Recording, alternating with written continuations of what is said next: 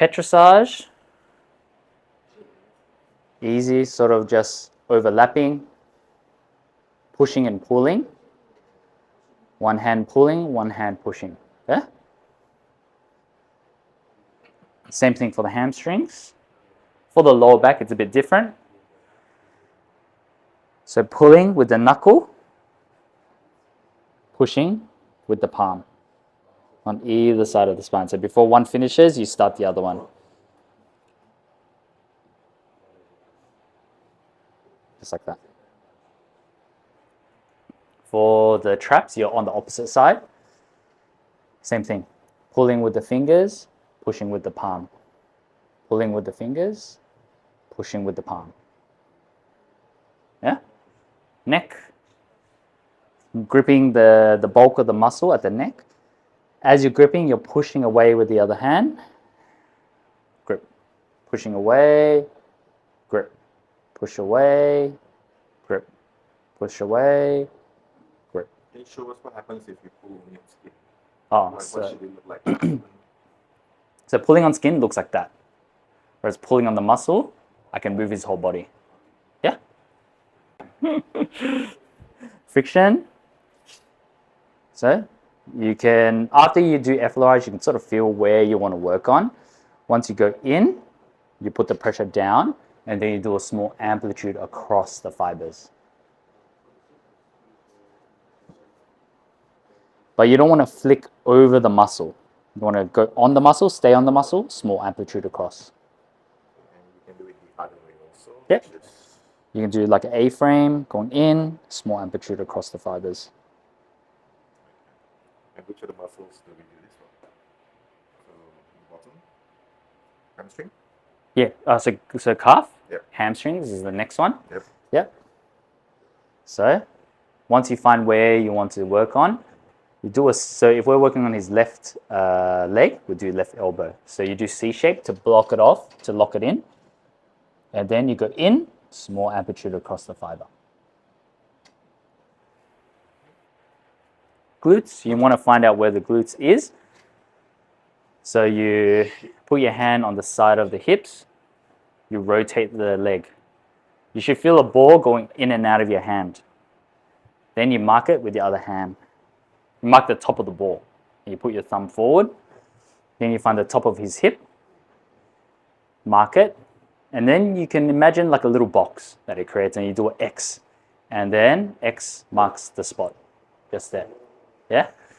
And then if you're doing his left hip, you do your left elbow. So going in, A-frame, you pull the hip towards your body whilst pushing with your elbow. So do you actually lift up his... I try to. And then you go across the fibers. Yeah. Lower back. So block off the spine, go in with the elbow, try to get as close to the spine without hitting it. Going in, small amplitude across the fibers.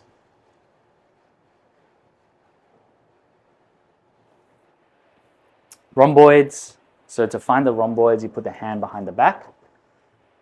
And then that brings out the shoulder blade. You do a C shape on the shoulder blade as close as possible. Basically overlapping, 3 fingers to the spine. This little gap that it makes, that's where your elbow is going to go.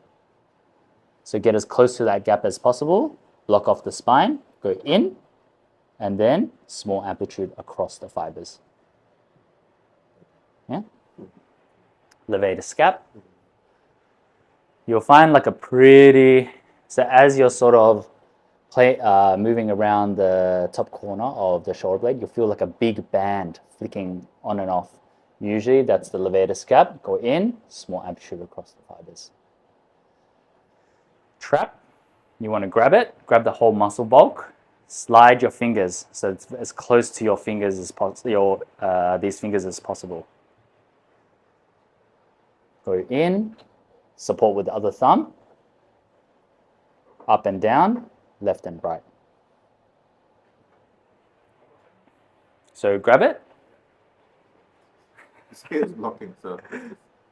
Go as close to your fingers as possible. Yep. Double hand, up and down, left and right. Okay, got it. Yeah. Turn over onto your back. So, next one is the pecs. So you can just use your fingers to place onto the pecs, like this, and do just do it like a circle with the arms. Yeah, like mask your face. Yeah. And then if you have like a lady, usually it's a little bit better to just put your thumb just underneath the collarbone and your fingers backwards, and you can do the same thing. Yeah. And then the next, I'll pick minor. So this one, it's sort of underneath the pec major, yeah? You're using your collarbone as sort of the guideline, and you're sort of getting underneath that whole pec major, pushing towards the collarbone. So you're going in quite deep. Let me see without the towel. And then you're going up and down if it needs it. Okay, so TFL, you need to find out where it is. So you get there, if you put your hand on the side of the hip, get you to internally, externally rotate. You feel a muscle contract, relax onto your palm, and that's probably where the TFL is. You can use your thumbs just to go in, like this, up and down, left and It's right. more towards the side. Side, sort of front-ish, a little bit. Somewhere around here. Yeah. Quads, one leg off, like that. And then, so we're doing his right quad, right? So you got to use the other hand to stabilize. And then you just go up the leg like that. Yeah?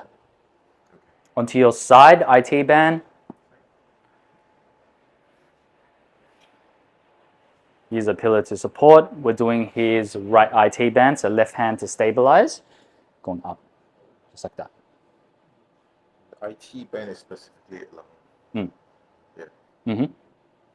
Just like that. That's everything.